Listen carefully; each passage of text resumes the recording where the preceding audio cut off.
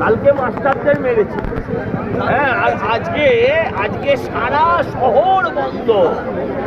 কোথায় পুলিশ সেই বীরপুর লাঠিগুলো কোথায় বুঝতে হবে।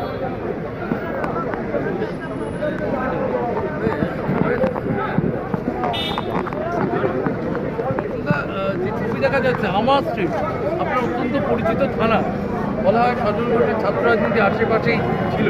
সেই আমার স্ট্রিট থানায় আজকে চাকরি চুরির এবং কালকে কসবায় যে ডিআই অফিসের তাণ্ডব, তার প্রতিবাদ কি বলবেন?